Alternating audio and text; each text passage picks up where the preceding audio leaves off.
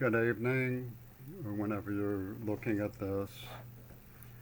I'm making this video um, the Sunday evening before Labor Day in the year 2020. I hope that you're doing relatively well, but I realize the circumstances are stressful for all of us.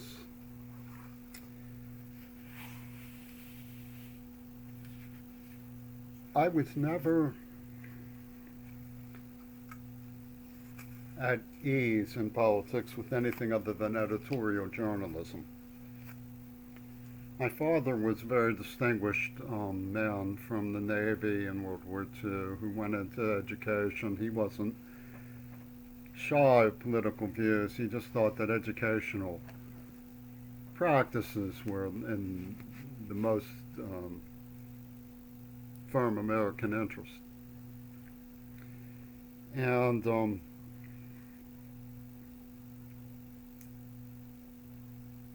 where I stand in the politics today, I grew up as a child watching him, well above me singing the Star Spangled Banner at baseball. I still feel that that's a loving and proud gesture of people who are thoughtful. I was never one who saw much difference between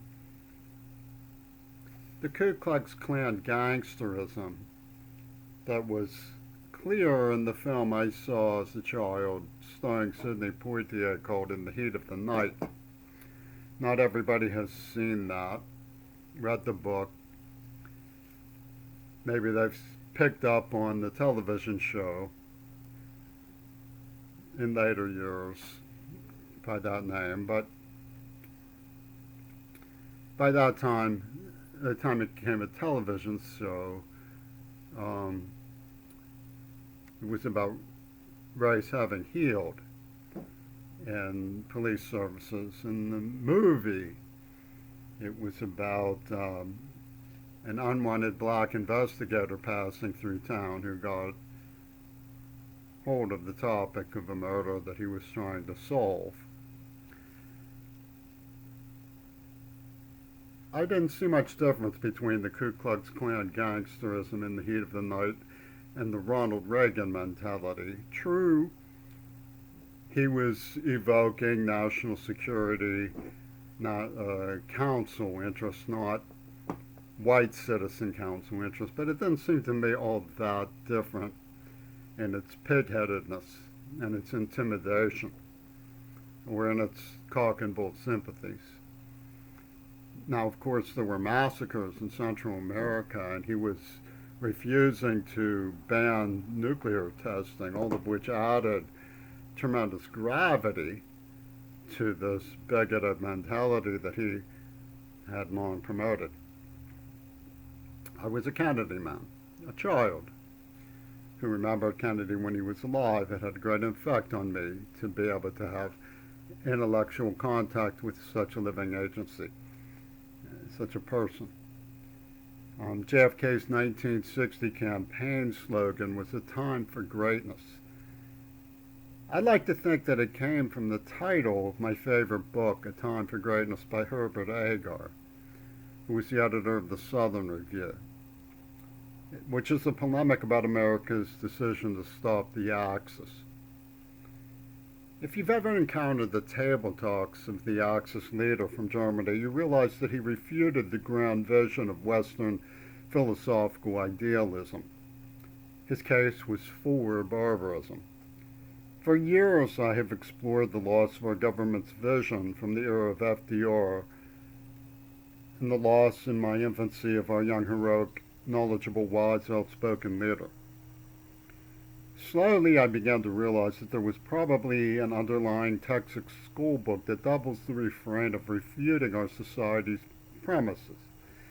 Lately we have become an Axis power, only not yet overtly, facing the strange prospect of an occupy by a less than admirable charismatic usurper.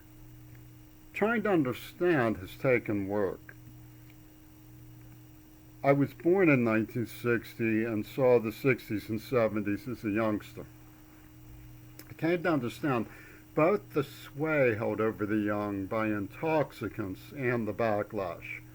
In reading about all of this, I learned that JFK was swung through Tacoma, where I am presently, ecology country, in the fall of 1963, Klondike Gold Rush country, where particularly in Dawson City there were town prostitution rings and the attending violent censorship that surrounds them, as well as the gunslinging. The Carol Silk Club that produced Jack Ruby was part of a nationwide underworld. He made trips to places like Chicago, meeting with mysterious people like the legendary Gail Raven. Some of those dancing girl images seemed to almost precursor the Broadway musical Hair and Reckless Abandon that came with the loss of our wiser leadership in the 60s to gunfire. What if all this were part of an argument I reasoned from an unwritten or undiscovered or undisclosed Texas school book? Maturity towards the powerful wave of feelings and issues involved in these heavy times seems to me made a struggle in part because of how toxic the dismissal of maturity in our affairs has become. It is as if we don't want to be adults, as if it isn't enough to build character strong and sure, for example, against racism. Instead, we are encouraged to run riot. It is the leaving of our momentous problems to the children that has made Greta Thunberg's outraged voice so resonant. Our philosophical ethics are being erased in the names of things we believe in, as though some inscrutable hoodwinker has framed the discourse. So in examining the perplex of problems before the issue of agency behind some of the blood-curdling things that have gone on that haven't been openly discussed, we need to be advised that when it comes to Pittsburgh, where I am from, we're talking about a gang of informed, brilliant adult legal scholars who needed to entrap a traumatized child with hearing loss to illustrate their illustrious loophole as a platform for genocide. And many people are defending them either overtly or by their silence. Now, how this came out in the past is that when I was hanging around Carnegie Mellon University, one of the students, you see Todd Kaufman with ties in the Midwest to Society for Human Ecology, who liked to delve into magazines like Amok, which just had everything, gave me a script about the secret wars of the CIA by John Stockwell, who mysteriously showed up on my birthday in 1987 in Allentown, where I had been in the Lehigh Library reading this book I had discovered, A Time for Greatness by Herbert Agar. Making sense of the broth that had developed around me, the discovery that these strange individuals with power were casing me. He showed up on my birthday to talk about the CIA in this boondock of Pennsylvania. And Peter Gabriel writing to me at the time, it was strange to be advised that my father was an important war hero, a hero to the Northeastern director of Amnesty International, to be getting the information to the effect that he was on George Bush's ship in the Navy, and trying to disentangle the trauma of having been attacked and tortured brutally as a child. And it's important to place what happened, even though they have this storyline about me being entrapped by a girl my age, both too young, in a shack they built for the occasion, peeping through the hole in the door and so forth. like the eye of God for this play that they were putting on.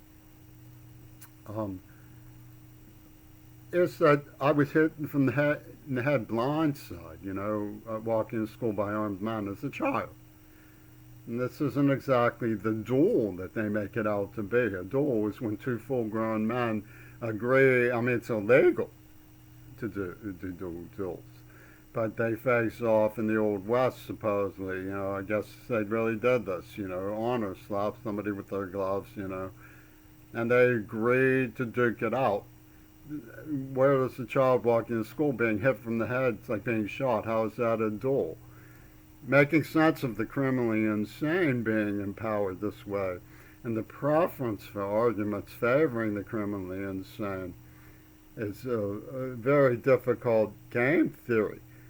And you see the glee that the British rock stars Peter Gabriel brought in when I interviewed him in Pittsburgh, haplessly. We're like the film crew in the film Rape by Yoko Ono, gleefully loping along while this woman was crying and crying. And this is the dark war of the 90s took place at this point at Carnegie Mellon University, where they have things like Radio KKK and an adult cinema intelligence agents working with Jaime Carbonell in natural language named Andrew Swimmer had surrounded me. And you have filmmakers like Brett Leonard coming and swooping down, gleefully saying, this is intellectual property, a special Warhol experiment. And, to this day, they case me, they follow me, they murdered somebody named Molly because I have a Molly in my family. They have the Postal Union following my letters, so they kill a couple of Kennedys when I write to them, warning them that this is going on. And some of this is the consequence of Seattle queers confederating with this and covering for all of these things going on and never admitting that a script was found by mysterious Gail Burstyn. And the people who seemed so magnanimous to me when it first started, in the 80s, who seemed to be saying, save yourselves, were actually saying, let no one escape. And it got very scary, because, Teddy Rockefeller was at the medical library when the first information came out. And graffiti started showing up in the medical library like, Abe has AIDS. And this is like the crowd from New York, from the Rockefellers, like Brett Moll, and from Pittsburgh, Justin Hansen, who cyber case me constantly and feed into the perplex with information that the effect that they know my family, they know who I love, they know who I care about. The guilt of the baseball scene. Edgar Martinez presumably liked Roberto Clemente. Roberto Clemente wouldn't be party to having the Clemente name co-opted by the Green Party the way Rosa Clemente co-opted his name for leadership in a war game operation, which was purposeful, involving sending Rosa Monteleone to the school to put a lockdown on me and two virgins pussy ball warfare. You have Jay Inslee, Bill Gates, Peter Gabriel from Nassau schmoozing together out here in climate change country. Pittsburgh wasn't so interested in climate change, but they didn't mind playing in the heat of the night Appalachian den of thieves, KKK, who gets the script stuff with George Romero, Night of the Living Dead and stuff. So you have Peter Gabriel coming from Warhol, negotiating with the Mariners about propertizing this stuff. And for them, I'm like a fuckboy with hang-ups acquisition that they got hold of. And none of it was challenged.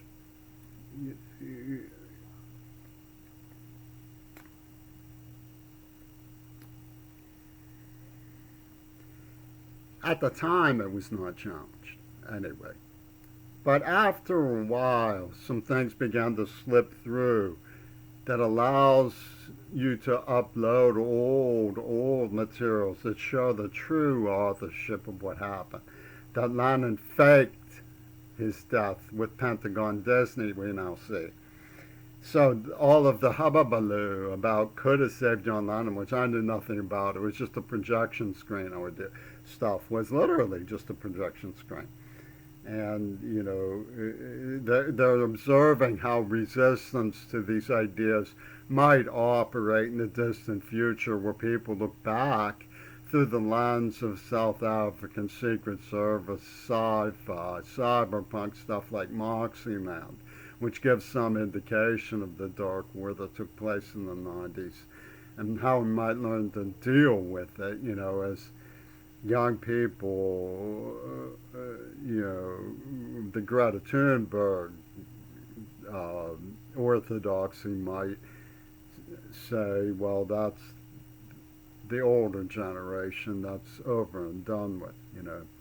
But I thought I'd mention all that, you know, because I cared a great deal about the Kennedys, and I sure don't like seeing some Afghanistan crowd, you know, army crowd, some clucker fraternity with cyber stalking skills playing in the heat of the night with a distinguished family like them. I think it's bizarre.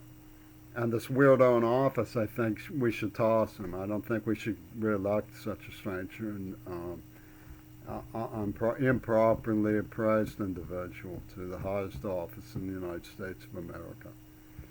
Yeah, his kissing the flag the way he does seems more like mockery than respect, frankly.